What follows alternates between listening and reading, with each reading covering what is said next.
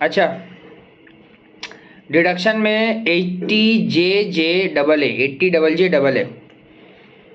सबसे पहला नंबर बात, ये डिडक्शन का लास्ट सेक्शन है। हम लोग का डिडक्शन आज पढ़ाने के बाद ख़त्म हो जाएगा। इसके बाद सिर्फ एक टॉपिक बचा रहेगा जिसका नाम है टैक्स हॉलीडे। ठीक है, टैक्स हॉलीडे एग्ज़ाम के लिए उतना इम्पोर्टेंट नहीं है, लेकिन नॉलेज लेके रखो। ठीक है, MCQ वगैरह आ सकता है।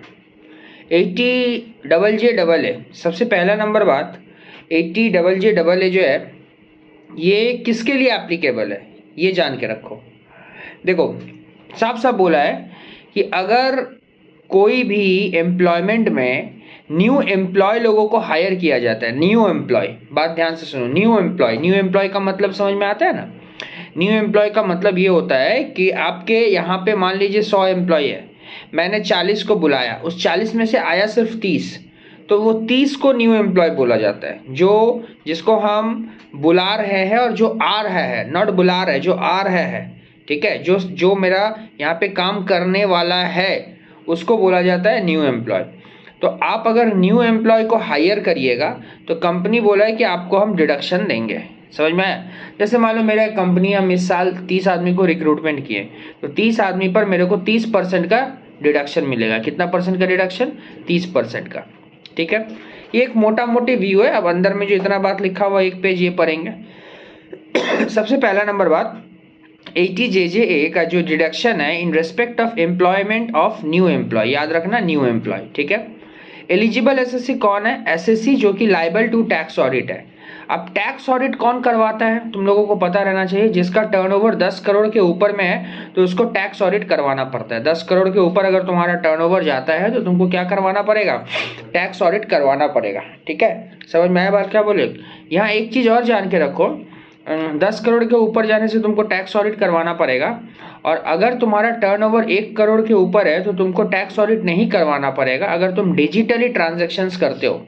अब मान लो तुम डिजिटली ट्रांजैक्शंस करते हो, डिजिटली ट्रांजैक्शन का मतलब तुम्हारा जो भी लेन देन होता है सब ऑनलाइन के थ्रू होता है, तो 1 करोड़ के ऊपर जाने से भी तुमको टैक्स ऑडिट नहीं करवाना पड़ेगा। समझ में आया बात क्यों? क्योंकि वहाँ ये माना जाता है सारा का सारा पैसा व्हाइट मनी है। लेकिन 10 करोड़ के ऊपर जब भी तुम्हारा टर्नओवर जाएगा तो तुमको टैक्स ऑडिट करवाना पड़ेगा बाय ए क्वालिफाइड चार्टर अकाउंटेंट। ठीक है, नहीं, कंपनी से कॉस्ट अकाउंटेंट लोग टैक्स ऑडिट नहीं कर सकता। ठीक है, GST ऑडिट का पावर था, लेकिन अभी GST ऑडिट भी हट चुका है कॉस्ट अकाउंटेंट से। अच्छा, नेचर ऑफ द पेमेंट क्या है? All SSC engage in the business जो कि लाइबल टू टैक्स ऑडिट है 44AB में, PGBP में, उसको ये रिडक्शन मिलेगा। रिडक्शन कितना मिलेगा? 30% of additional employ cost, 30% of additional employ cost. ठीक है, 30% मिलेगा एडिशनल एम्प्लॉय कॉस्ट का। कितना साल तक मिलेगा? For 3 assessment year including the assessment year relevant to the previous year in which the such employment is provided. मतलब ये होता है कि आप जिस साल आप एम्प्लॉय को हायर कर रहे हो वहां से लेके 3 साल तक, माने उस साल भी मिलेगा। मान लिया अगर तो 19-20 में हायर किया है तो 19-20, 20-21 और 21-20, उस 3 साल तेरे को क्या मिलेगा? उस 3 साल तेरे को डिडक्शन मिलेगा 30% का, जो एडिशनल एम्प्लॉय कॉस्ट तूने लगाया है उसके ऊपर में। ठीक है, अब यहाँ से हम तेरे को 2 चीज़ का मतलब बताएंगे। सबसे पहले एडिशनल एम्प्लॉय कॉस्ट क्या होता है ये समझाएंगे, और एम्प्लॉय क्या होता है ये समझाएंगे। सबसे पहले हम लोग एम्प्लॉय कॉस्ट पढ़ेंगे। Employ cost, additional employ cost means total emolument. Emolument का मतलब क्या होता है हमको ये समझ में आ रहा है अभी तक के लिए। एमोलमेंट का मतलब सैलरी वगैरह सब जो होता है वो। Payable to additional employee, additional employ cost का मतलब होता है जो भी पैसा हम एम्प्लॉय को देते हैं उसको एडिशनल एम्प्लॉय कॉस्ट बोलता है। एक्सेप्शन है, additional employ cost shall be nil for existing business. ये थोड़ा सा बस जान के रख। देखो ध्यान से सुनो उस चीज को।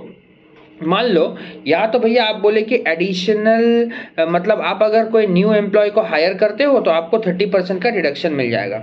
अब मेरा बात सुनिए, अगर मेरा नया कंपनी है, जैसे मान लो हम अपना कंपनी को इसी साल इनकॉर्पोरेट किए हैं, तो अगर हम हायर कर रहे हैं तो यहाँ तो मेरा सबको ही नया है।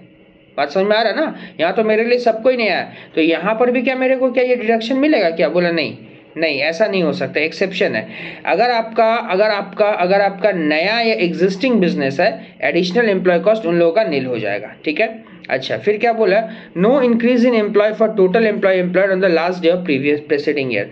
लास्ट डे में जितना है उतना एम्प्लॉय का ही हम लोग डिडक्शन देंगे। उसके बाद अगर मान लीजिए आपका बढ़ जाता है तो फिर आपको नहीं मिलेगा। क्लियर है? अच्छा, बी नंबर पॉइंट में क्या लिखा हुआ है? Emolument paid otherwise then by account pay cheque, जो भी पैसा तुम देगा वो ऑफ कोर्स अकाउंट पे ही चेक में होना चाहिए, ड्राफ्ट में होना चाहिए, electronic clearing system through bank account through such other electronic mode as may be prescribe. एक बच्चा मेरे से पूछा था कि भैया आप जहाँ जहाँ इलेक्ट्रॉनिक मोड का बात करते हैं वहाँ पे क्या फोन पे जीपे आता है? ऑफ कोर्स आता है, सब कुछ आता है सिवाय कैश और बियरर चेक का। जहाँ जहाँ इलेक्ट्रॉनिक मोड का बात होता है वहाँ ईच एंड एवरीथिंग आता है सिवाय बियरर चेक और कैश का, ठीक है। फोन पे, जीपे, पेटीएम, IMPS जो करना है आप करो, कोई दिक्कत नहीं है। ये एडिशनल एम्प्लॉय कॉस्ट था। अब एडिशनल एम्प्लॉय किसको बोलता है, ध्यान से सुनेगा। बोला देखो, an employee who has been employed during the previous year and whose employment has affected the increasing the total number of the employee employed by the employer as on the last day of the preceding year। मतलब अगर कोई employ तुम्हारे यहाँ पे काम कर रहा, ध्यान से सुना, तुम्हारे यहाँ पे काम कर रहा, नया एम्प्लॉय तुम किए हो, तुमको अगर रिडक्शन क्लेम करना है तो उस लास्ट दिन तक जितना आदमी है उसी का तुम रिडक्शन ले सकते हो, उससे ज्यादा का नहीं। अब तुमको हम 4 ऐसा बात बोलेंगे जिन लोगों को तुम एम्प्लॉय नहीं बोल सकते हो। एम्प्लॉय नहीं बोल सकते हो इसका मतलब ये होता है कि अगर ये हो गया तो तुमको रिडक्शन नहीं मिलेगा, क्योंकि ये रिडक्शन पाने से पहले एडिशनल एम्प्लॉय कॉस्ट का रिडक्शन पाने से पहले एडिशनल एम्प्लॉय का डेफिनेशन का कंडीशन को फुलफिल करना पड़ेगा।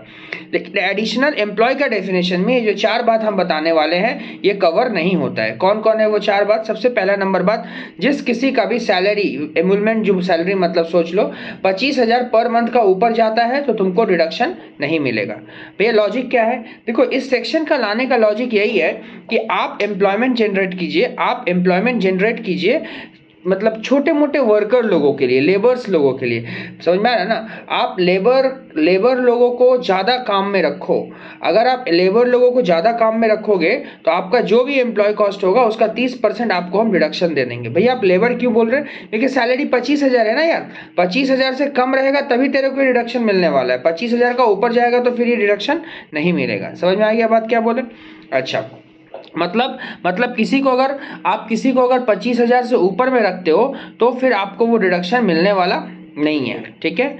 फिर क्या बोला नेक्स्ट, एम्प्लॉय जो कि मोर देन 240 दिन काम किया है ड्यूरिंग द प्रीवियस ईयर, ठीक है। अगर तुम्हारे यहाँ पर कोई भी आदमी 240 दिन से ज्यादा काम कर लिया है तो उसको हम लोग एम्प्लॉय नहीं मानने वाले हैं, एक्सक्लूड कर देंगे डेफिनेशन से। अभी हम जो पढ़ा रहे हैं तुमको ये एम्प्लॉय के डेफिनेशन से एक्सक्लूड होने वाला है। तो बोला कोई भी अगर तुम्हारे यहाँ पे काम करता है 240 दिन से ज्यादा तो उसको हम लोग एम्प्लॉय मानने वाले नहीं है। और अगर मान लो एपरल्स, लेदर और फुटवेयर इंडस्ट्री में काम कर रहा है तो 150 दिन, मतलब 150 दिन से ज्यादा अगर हुआ तो एम्प्लॉय के डेफिनेशन में नहीं आएगा, और 150 दिन तक अगर होता है तो उसको हम एम्प्लॉय के डेफिनेशन में लाते हैं। क्लियर है? तो एम्प्लॉय का डेफिनेशन में आप किसको किसको नहीं ले रहे हो? जिसको आप सैलरी या वेजेस जो भी दे रहे हो 25,000 के ऊपर हुआ तो एम्प्लॉय के डेफिनेशन में नहीं होता है। जो आपके यहाँ पर नॉर्मल अगर रहा तो 240 के ऊपर गया तो एम्प्लॉय के डेफिनेशन में नहीं आता है। और अगर एपरल, लेदर और फुटवेयर इंडस्ट्री में काम करते हो तो 150 के ऊपर गया तो एडिशनल एम्प्लॉय के डेफिनेशन में नहीं कवर करते हो। क्लियर है? Does not participate in recognised provident fund, आपका कोई रिकॉग्नाइज्ड प्रोविडेंट फंड नहीं होना चाहिए। अगर तो इसको एक्सक्लूड कर दो। मतलब क्या बोलना चाहते हैं? मतलब ये बोलना चाहते हैं कि अगर आपको देखो ये सेक्शन लाने का लॉजिक बहुत सिंपल है कि आप एम्प्लॉयमेंट अपॉर्चुनिटी क्रिएट कीजिए। अब देखो, अब हमको 80JJA का नॉलेज है, तुमको भी नॉलेज है। तुम क्या करेगा ये डिडक्शन क्लेम करने का चक्कर में अपना जान पहचान का कुछ आदमी को काम पे रखवा लेगा, ठीक है, और उसको बोलेगा तू काम कर, हम तेरे को 25,000 तो नहीं देंगे, 25,000 से नीचे सैलरी देंगे, हम उधर 30% का रिडक्शन ले लेंगे और ब्लैक को व्हाइट करने का हम कोशिश कर रहे हैं। समझ में आ रहा है ना? ठीक है। तो सवाल यहाँ पर ये आता है कि देखिए, अगर आप उन लोगों का रिकॉग्नाइज्ड प्रोविडेंट फंड, वो भी देखो प्रोविडेंट फंड 2 प्रकार का होता है, तुमको पता रहना चाहिए, एक रिकॉग्नाइज्ड और एक अनरिकॉग्नाइज्ड। जो रिकॉग्नाइज्ड प्रोविडेंट फंड में है, अगर तुम रिकॉग्नाइज्ड प्रोविडेंट फंड में पार्टिसिपेट नहीं करता है, क्योंकि रिकॉग्नाइज्ड प्रोविडेंट फंड में एम्प्लॉयर का भी कंट्रीब्यूशन रहता है, एम्प्लॉय का भी कंट्रीब्यूशन रहता है। तो देखो यहाँ पर अगर तुम रिकॉग्नाइज्ड प्रोविडेंट फंड में कंट्रीब्यूट नहीं कर रहा तो तुम एम्प्लॉय का डेफिनेशन में कवर नहीं होगा और तुमको 80JJA मिलने वाला नहीं है। समझ में आई है? लास्ट बात, whose entire contribution is paid by the government under EPF Act, इसको भी हम लोग एक्सक्लूड नहीं करते हैं। किसको? जिसका पूरा का पूरा जो कंट्रीब्यूशन है वो गवर्नमेंट करता है EPF एक्ट में, उसको भी हम लोग कवर नहीं करते हैं। क्लियर है यहाँ तक? ठीक है। अब नीचे एक नोट लिखा हुआ है, deem to have been additional employ in immediate succeeding year. ठीक है, अच्छा देखो एक चीज समझो, यहाँ पर चीज को बढ़िया से समझो। भैया आप बोले 240 दिन रहना है, हाँ देखिए क्या हुआ, या 150, हम 1 जनवरी को रिक्रूटमेंट कर किए, तो जनवरी 2020 को रिक्रूटमेंट किए, इसका मतलब 19-20 में जनवरी फरवरी मार्च 3 महीना होता है, माने 90-92 दिन तुम काम किया, 240 नहीं हुआ। तो यहाँ पर सवाल ये है कि इस केस में डिडक्शन मिलने वाला नहीं है, डिडक्शन मिलने वाला नहीं है। क्यों बोल तो, क्योंकि यहाँ पर 240 नहीं हुआ ना, चीज को समझना। अरे बाबा हम क्या बोले थे कि जो लोग 240 तक जाएगा वो लोग एम्प्लॉय के डेफिनेशन में कवर, ठीक है, नहीं होगा, एक्सक्लूड था ना सब। तो उस केस में क्या होगा, जो नेक्स्ट ईयर आएगा ना, जो उसका बाद वाला ईयर आएगा ना, उसका बाद वाला जो ईयर आएगा, मतलब 19-20 में तेरे को रिडक्शन नहीं मिला क्योंकि 90 दिन हुआ, उसका बाद वाला ईयर जो होगा वहां पे तेरे को रिडक्शन मिलना स्टार्ट हो जाएगा। इसका मतलब 19-20 में नहीं मिलेगा, मेरे को कब मिलेगा, 20-21, 21-22, 22-23, क्योंकि 20-21 से तो अप्रैल से रहना स्टार्ट करेंगे।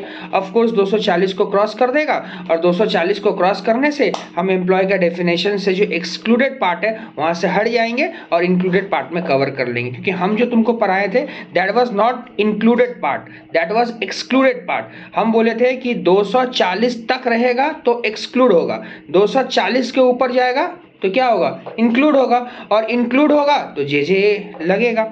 क्लियर है ना, अच्छा क्लियर है यहाँ तक। तो वही बात यहाँ पर लिखा हुआ है, समझ में आया बात क्या बोले। अब सवाल ये है कि भैया एमुलमेंट का मतलब क्या होता है बताइए।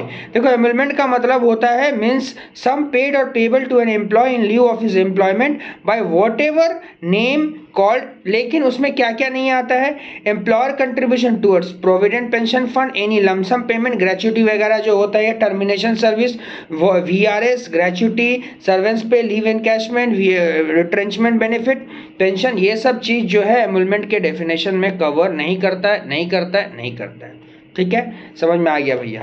अच्छा नेक्स्ट, इसके बाद क्या बोला, अगर आपका फर्स्ट ईयर न्यू बिजनेस है, नया बिजनेस है, emolument paid to employ shall be deemed to be additional employ cost. देखो अगर तुम नया बिजनेस सेटअप किया है तो उस केस में नया बिजनेस सेटअप करने में जो भी तुम पेमेंट कर रहा हो उसको हम एडिशनल कॉस्ट मान लेंगे, नया बिजनेस सेटअप। अच्छा ऊपर क्या बोला था कि एग्जिस्टिंग बिजनेस का बात, एक्सेप्शन में बोला था कि एग्जिस्टिंग बिजनेस अगर है तो एडिशनल एम्प्लॉय कॉस्ट नील होगा एग्जिस्टिंग बिजनेस का। एग्जिस्टिंग का मतलब जो चले हुए आ रहा है वहां तुमको नया लेना पड़ेगा तभी डिडक्शन मिलेगा, लेकिन अगर तुम नया बिजनेस सेटअप करता है तो उस केस में जो तुम्हारा फर्स्ट ईयर का न्यू बिजनेस रहेगा, एमुलमेंट पेड और paid employee shall be deemed to be additional employ cost. जो भी तुम नया बिजनेस अगर खोला है, जो भी एम्प्लॉय को हायर करेगा तो तुमको डिडक्शन मिल जाएगा।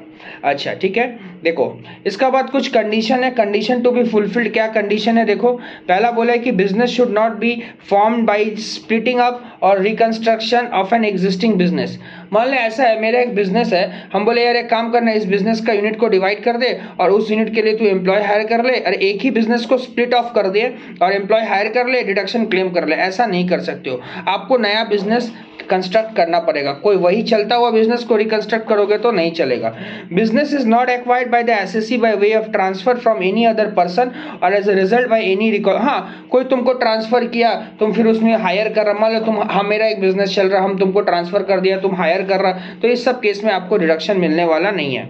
ठीक है, देखो तुमको एक बात याद रहना चाहिए, जो टैक्स ऑडिट होता है, टैक्स ऑडिट का लास्ट डेट कब होता है पता है, 30 सितंबर। कब होता है, अरे बॉस टैक्स ऑडिट किसका होता है, 10 करोड़ से ऊपर, मतलब कंपनी हुआ, बड़ा पार्ट, इन लोगों का रिटर्न सबमिट का लास्ट डेट कब होता है, 31 अक्टूबर।